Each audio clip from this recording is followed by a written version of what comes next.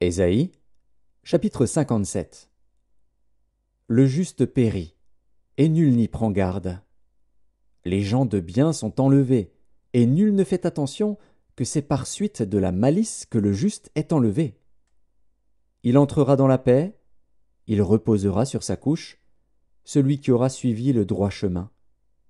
Mais vous, approchez ici, fils de l'enchanteresse, race de l'adultère et de la prostituée. De qui vous moquez-vous? Contre qui ouvrez-vous une large bouche et tirez-vous la langue? N'êtes-vous pas des enfants de péché, une race de mensonges, s'échauffant près des térébinthes, sous tout arbre vert, égorgeant les enfants dans les vallées, sous des fentes de rochers? C'est dans les pierres polies des torrents qu'est ton partage. Voilà, voilà ton lot. C'est à elles que tu verses des libations, que tu fais des offrandes. Puis-je être insensible à cela? C'est sur une montagne haute et élevée que tu dresses ta couche. C'est aussi là que tu montes pour offrir des sacrifices. Tu mets ton souvenir derrière la porte et les poteaux? Car, loin de moi, tu lèves la couverture et tu montes, tu élargis ta couche, et tu traites alliance avec eux, tu aimes leur commerce, tu choisis une place.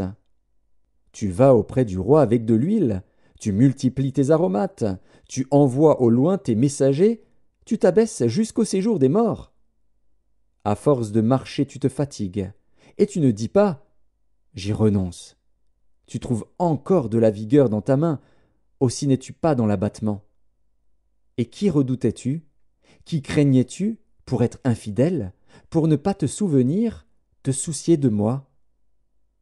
Est-ce que je ne garde pas le silence, et depuis longtemps? C'est pourquoi tu ne me crains pas. Je vais publier ta droiture, et tes œuvres ne te profiteront pas. Quand tu crieras, la foule de tes idoles te délivrera-t-elle? Le vent les emportera toutes, un souffle les enlèvera. Mais celui qui se confie en moi héritera le pays, et possédera ma montagne sainte. On dira, frayez, frayez, préparez le chemin, enlevez tout obstacle du chemin de mon peuple. Car ainsi parle le Très-Haut, dont la demeure est éternelle et dont le nom est saint.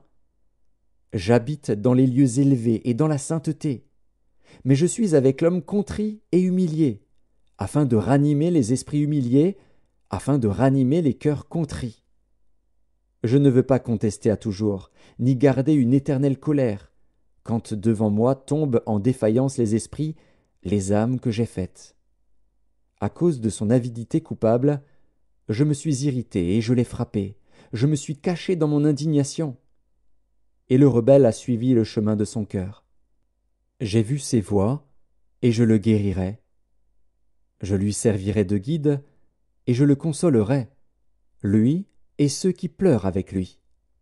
Je mettrai la louange sur les lèvres. Paix, paix à celui qui est loin et à celui qui est près, dit l'Éternel. Je les guérirai. Mais les méchants sont comme la mer agitée, qui ne peut se calmer, et dont les eaux soulèvent la vase et le limon.